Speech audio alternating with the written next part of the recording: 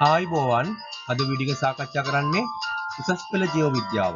හත්වෙනි පාඩම අණුක ජීව විද්‍යාව හා ප්‍රතිසංවද DNA තාක්ෂණය යටතේ ටර්නර් සහලක්ෂණය ගැන.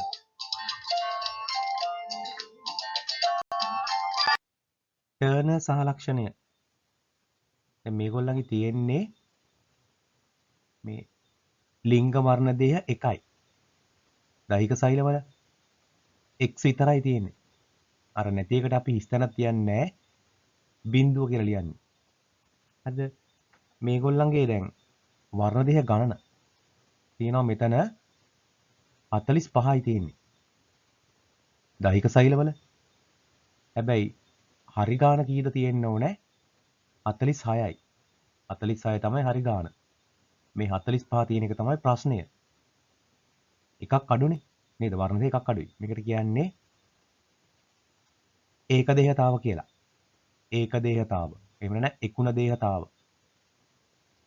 මේගොල්ලන්ගේ ප්‍රවේණ නිදර්ශය x ලියලා බිඳුව ලියන්න ඕනේ. බිඳුව කියන්නේ මොනවත් නැහැ. මේගොල්ලෝ රූපෙන් ස්ත්‍රී ටර්නර් සහලක්ෂණය ගත්ත මේ රූපීය ස්ත්‍රී තමයි ඉන්නේ. මේගොල්ලන්ගේ ලිංගික අවයව පරිණත වෙන්නේ නැහැ. ඒක නිසා මේගොල්ලෝ නිසරු කට්ටිය මේ ගෑනු අයට ඊස්ට්‍රජන් දීලා මේගොල්ලන්ට දෙනවා ඊස්ට්‍රජන්. ඒ කියන්නේ ඊස්ට්‍රජන් ප්‍රතිස්ථාපන චිකිත්සාව දීලා මේගොල්ලන්ගේ ද්විතීක ලිංග ලක්ෂණ ඇති කරන්න පුළුවන්. මේගොල්ලන්ගේ රෝග ලක්ෂණ බලමු. මේගොල්ලෝ මිටි කට්ටිය. ඒ වගේම ඇතැම් අයගේ තියෙනවා මේ බැඳි පටල. මේ ගෙලේ තියෙන මෙන්න මෙහෙම බැඳි පටල. නේද? ගෙල මත තියෙන අතිරේක සමක්.